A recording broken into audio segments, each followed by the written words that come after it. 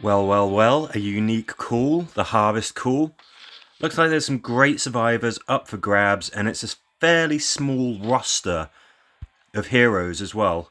So that gives us a great chance of getting exactly what we need. I've got loads and loads of radios. Let's see what we get. Now, somebody's bound to ask, where do you get all these radios from? It's just through normal playing, really. There's a chance that you can get them when you defend your camp. You get them from reward boxes, obviously. Get them as prizes for doing episode missions. That's a pretty good one. Just logging in and just generally playing is good. I think, though, I do always get the premium survival pass, and there's a bit of a radio boost from that. I'd still maintain that you don't need to spend money to succeed in this game, but you do get some extra gold, extra radios, and stuff like that. But the basic principle, the main thing that you want to be doing, is waiting until there is a call that you want to spend your radios on before you spend your radios. These types of calls I find are absolutely the best value. 40 radios, 3 rerolls, and the fact that this is quite a restricted selection of heroes, and they're all good, makes it really, really worth doing.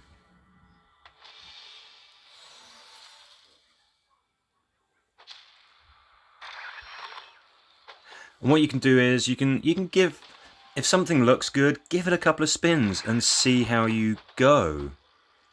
Or alternatively, you can kind of watch these videos when I do them, because it will give you a bit of an idea of what you may or may not get. Obviously, it's different for each person. There's different chances and stuff, but maybe it'll give you a little bit of an idea of what's up there.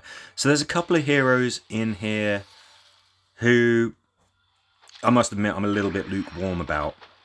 When it's the likes of Yumiko, Mercer, Princess, I mean, yeah, absolutely top rate. Beth, yeah, actually kind of really like using her. I think she's very good. But yeah, Eugene, Rosita. Rosita's not bad, but she's not Princess or Mercer. Eugene, I mean, it's Fighter Rosita or T-Dog that I use, or my little civilian bruiser. Civilians, of course, are very good because it's easier to get the generic class tokens than it is the tokens for specific heroes.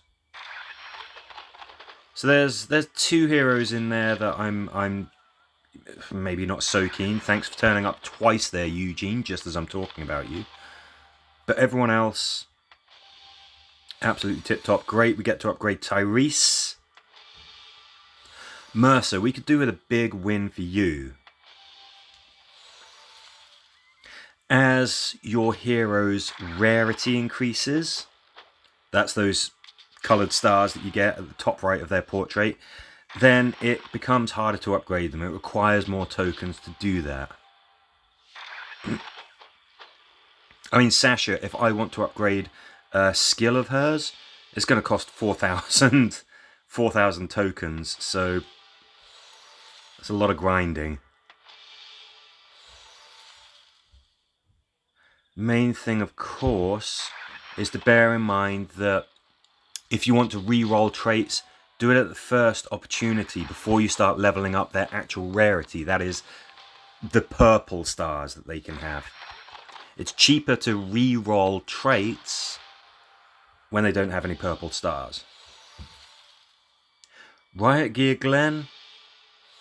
His leadership trait doesn't sound that useful. You've got a chance of starting with some charge points for him.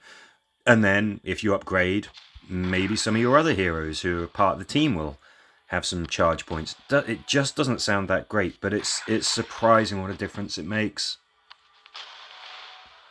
It can be it can really, really be a useful trait. It means that you can get ahead right from the start, and you can stay there. Eugene's trait, Mullet Time, I can't even remember exactly what it is. I think there's a resistance to stun in there. But that kind of thing is not massively useful when you're playing at challenging difficulties. Anything hits you, you just reduce to red anyway. So, for example, Morgan, he gets a charge point whenever he gets hit. Well, he gets hit, he's, he's reduced to pretty much almost dying. So it doesn't come in that useful. Tara as well. Some people have said, hey, look, is Tara a really great hero? Her leadership trait sounds fantastic. Being able to heal people on the fly, that's got to be amazing. Again, when you get to, a real challenging difficulty, if you get hit, you just reduce to red anyway, and her trait's just not going to help you. Beth is an absolute ton of fun. She's a good character. Is she the best scout out there? I'm tempted to say Connie has a better leadership trait. It's a little bit circumstantial. You have to be able to keep all your people together, work as a very close-knit team. But the chance to just really regularly get charge points is, it's absolutely fantastic. But that does not mean that Beth is any kind of a slouch. She's got a very good skill. I mean, Huntsman Daryl and Survivalist Rick, I think they're in the mix, definitely.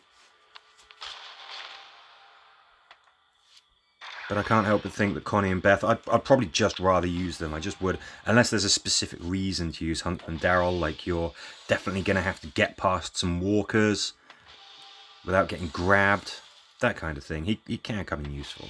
Very situational, though.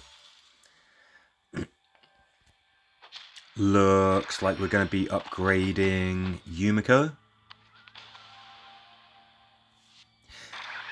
There is a school of thought that says, don't tap the cards to turn them around, and you'll have a better chance of getting a much bigger reward.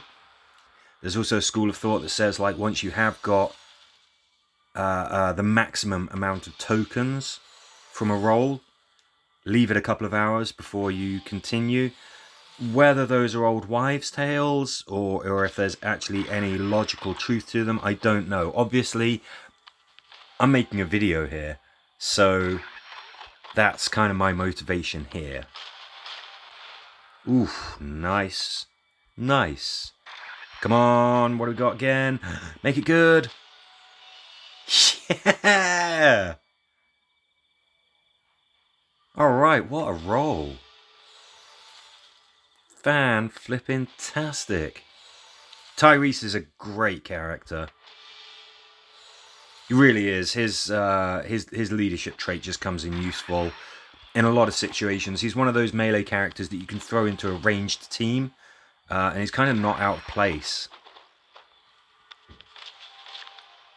As part of a melee team, he is the muscle. That ability to slow walkers down, and of course, inflict hurt on them no matter how tough they are. It is a really nice skill. Tyrese is kind of top tier. Top tier Tyrese. Okay.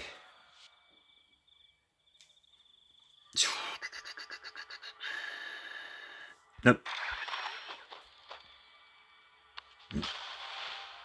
Yep.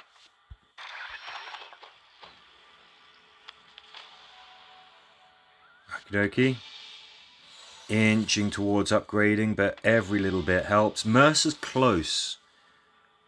Even if we don't get a fantastic roll for him, he's inching towards getting a little bit of an upgrade.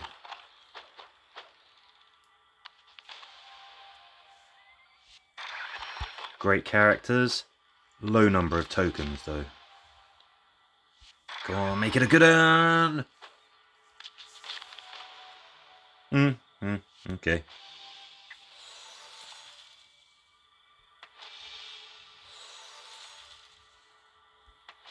I mean, this is, as far as I'm aware, this really is the best way to get tokens for the heroes that you want.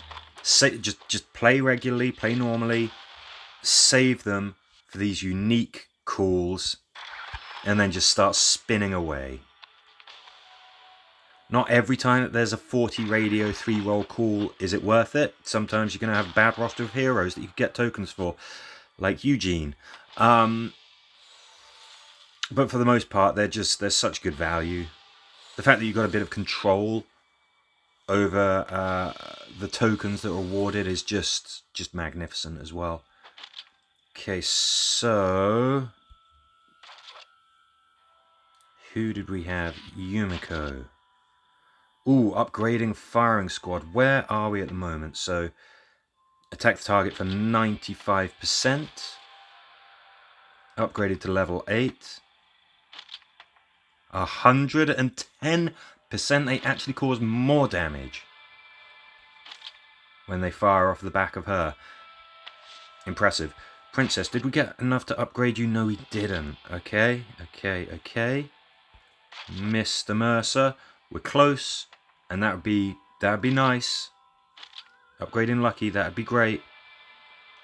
Who else did we have? Yay. Do I want to upgrade him? I think I kind of do. Weakening, Punish, Lucky. What else did he have? Yeah, Dodge is actually okay on melee characters. If you've got Lucky as well. So what's that? 17%. Plus 22. He's got an okay chance of dodging. Again, not the most amazing character, but... yeah, I managed to get my guys pretty dinged up. Was that everyone that we could upgrade? I can't remember. I'll have a look. Oh. Yes, please. Yes, please. Yeah. Obviously, it didn't work the last time that I used him. He is horrifically injured at the moment, but... oh, it'd be amazing to upgrade that. That'll come. Alright, there you go. That was what I got from that particular call. If you've had some really good results, or maybe didn't get what you needed, do let me know. As ever, thank you very much for watching.